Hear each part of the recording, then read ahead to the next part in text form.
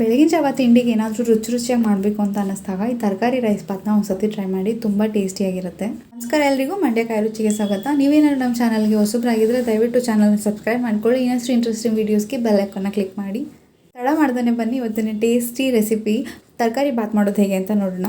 Rice Baat ಮಾಡೋಕ್ಕೆ ನಾನಿಲ್ಲಿ ಮಸಾಲೆ ಮಾಡ್ಕೊಳ್ತಾ ಇದ್ದೀನಿ. ಮಸಾಲೆಗೆ ನಾನಿಲ್ಲಿ ಒಂದು ಅರ್ಧ ಕಪ್ಪಷ್ಟು ಕಾಯಿ ತುರಿನ ಹಾಕ್ಕೊಳ್ತಾ ಇದ್ದೀನಿ. ಆ ಕಾಯಿ ತುರಿಗೆ 5 ರಿಂದ 6 ಲವಂಗ, 2 ಪೀಸಷ್ಟು ಚಕ್ಕೆ, 1 ಇಂಚಷ್ಟು ಶುಂಠಿನ ನಾನು ಅದಕ್ಕೆ ಸೇರಿಸ್ಕೊಂಡು, ಇವಾಗ ಖಾರಿಗೆ ಎಷ್ಟು ಬೇಕೋ ಅಷ್ಟು ಮೆಣಸಿನ್ಕಾಯಿ ನಾನಿಲ್ಲಿ 3 ಹಾಕ್ಕೊಂಡಿದ್ದೀನಿ. ಒಂದು ಈರುಳ್ಳಿನ ದಪ್ಪ ಕಟ್ ಮಾಡಿ, ಅರ್ಧ ಗೆಡ್ಡೆಯಷ್ಟು ಬೆಳ್ಳುಳ್ಳಿನ ಸಿಪ್ಪೆ ಸಮೇತ ಹಾಕ್ಕೊಳ್ತಾ ಇದ್ದೀನಿ. ಇದಿಷ್ಟನ್ನು ಹಾಕಿ 1 ಕಪ್ಪಷ್ಟು ಕೊತ್ತಂಬರಿನ ಹಾಕಿ, ಇವಾಗ ಇದಕ್ಕೆ ಸ್ವಲ್ಪ ನೀರನ್ನ ಸೇರಿಸ್ಕೊಂಡು ನುಣ್ಣಗೆ ಪೇಸ್ಟ್ ಮಾಡ್ಕೊಳ್ತೀನಿ.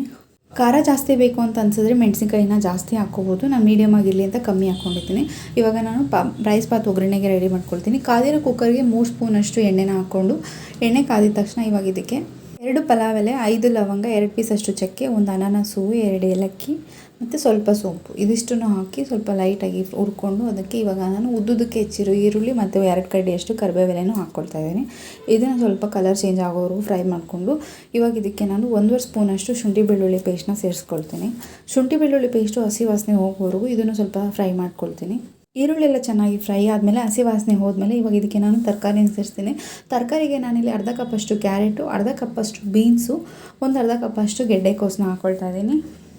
ಈಗ ಒಂದು ಸ್ವಲ್ಪ 1/4 ಕಪ್ಪಷ್ಟು ನಾನು ಇದಕ್ಕೆ ಹಸಿ ಬಟಾಣಿನ ಸೇರಿಸ್ಕೊಳ್ತೀನಿ. ಇದನ್ನೆಲ್ಲ ಲೈಟಾಗಿ ಫ್ರೈ ಮಾಡ್ಕೊಳ್ತೀನಿ. ನಾನಿಲ್ಲಿ ತರಕಾರಿ ಸ್ವಲ್ಪ ಜಾಸ್ತಿನೇ ಹಾಕ್ಕೊಳ್ತಾ ಇದ್ದೀನಿ.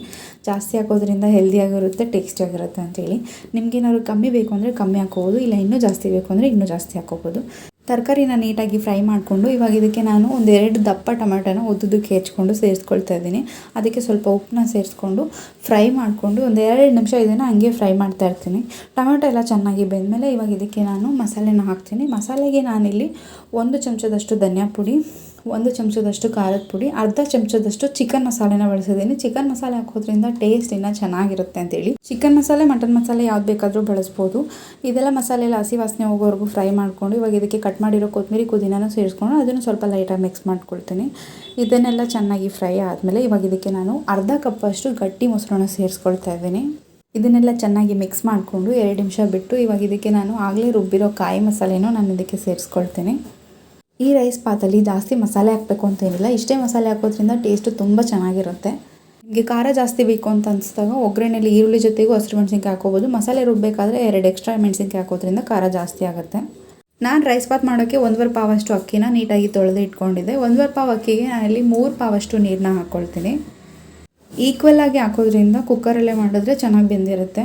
ನೀವೇನಾದರೂ ಆಚೆ ಮಾಡ್ತಿದ್ರೆ ಇನ್ನೂ ಸ್ವಲ್ಪ ಜಾಸ್ತಿನೇ ಹಾಕ್ಕೊಳ್ಳಿ. ಇವಾಗ ರುಚಿಗೆ ಎಷ್ಟು ಬೇಕೋ ಅಷ್ಟು ಉಪ್ಪನ್ನ ಹಾಕ್ಕೊಂಡು ಚೆನ್ನಾಗಿ ಕುದಿಯೋಕೆ ಬಿಟ್ಟು, ಇವಾಗ ನಾನು ತೊಳೆದಿಟ್ಟಿರೋ ಅಕ್ಕಿನ 1.25 ಪಾವಷ್ಟು ಅಕ್ಕಿನ ನಾನು ಇವಾಗ ಇದಕ್ಕೆ ಸೇರಿಸ್ಕೊಳ್ತೀನಿ. ಅಕ್ಕಿ ಎಲ್ಲ ಹಾಕಾದ್ಮೇಲೆ ಸ್ವಲ್ಪ ಮಿಕ್ಸ್ ಮಾಡಿಕೊಂಡು, ಇವಾಗ ಇದಕ್ಕೆ ಕುದಿ ಬರ್ತಿದ್ದಂಗೆ ನೀರು ಸ್ವಲ್ಪ ಕಮ್ಮಿ ಆಗುತ್ತೆ. ಅವಾಗ ಕಮ್ಮಿ ಆಗ್ತಿದ್ದಂಗೆ 1 ಸ್ಪೂನಷ್ಟು ತುಪ್ಪನ ನಾನು ಇದಕ್ಕೆ ಸೇರಿಸ್ಕೊಳ್ತೀನಿ.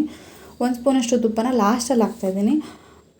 ಎಲ್ಲನೂ ಚೆನ್ನಾಗಿ ಮಿಕ್ಸ್ ಮಾಡಿಕೊಂಡು, ಇವಾಗ ಇದಕ್ಕೆ ಕುಕ್ಕರ್ ಮುಚ್ಚಳ ಹಾಕಿ ನಾನು ಮೀಡಿಯಮಲ್ಲಿ, ಹೈ ಫ್ಲೇಮಲ್ಲೆಲ್ಲ ಮೀಡಿಯಮಲ್ಲಿ ನಾನು 2 ವಿಸಿಲ್ನ ಕುಟ್ಕೊಳ್ತೀನಿ.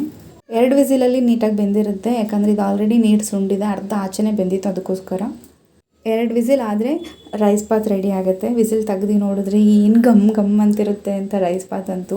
ಕಾಯಿ ಚಟ್ನಿ ಜೊತೆ ಈ ರೈಸ್ ಬಾತ್ನ ಬೆಳಗ್ಗೆ ಸರ್ವ್ ಮಾಡ್ತಿದ್ರೆ ತಿಂತಾಯಿದ್ರೆ ಸಖತ್ತಾಗಿರುತ್ತೆ. ಮಕ್ಕಳಿಗೆ ಲಂಚ್ ಬಾಕ್ಸ್ಗೆ ಆಗಲಿ, ಇಲ್ಲ ನೀವೆಲ್ಲರೂ ಟ್ರಿಪ್ ಹೋದಾಗ ಈ ರೀತಿ ರೈಸ್ ಬಾತ್ನ ತೊಗೊಂಡು ಹೋಗ್ಬೋದು. ಮಿಸ್ ಮಾಡ್ತೀನಿ. ಈ ರೆಸಿಪಿನ ನೀವು ಮನೇಲಿ ಟ್ರೈ ಮಾಡಿ, ಹೇಗಿತ್ತು ಅಂತೇಳಿ ಕಮೆಂಟ್ ಮುಖಾಂತರ ತಿಳಿಸಿ. ಈ ರೆಸಿಪಿ ಇಷ್ಟ ಆದಲ್ಲಿ ಫ್ರೆಂಡ್ಸ್ ಆ್ಯಂಡ್ ಫ್ಯಾಮಿಲಿ ಜೊತೆ ಶೇರ್ ಮಾಡಿ. ಇನ್ನಷ್ಟು ಇಂಟ್ರೆಸ್ಟಿಂಗ್ ವೀಡಿಯೋಸ್ಗೆ ಮಂಡ್ಯ ಕಾಯಿ ರುಚಿನ ಸಬ್ಸ್ಕ್ರೈಬ್ ಮಾಡ್ಕೊಳ್ಳಿ. Thank you so much for watching.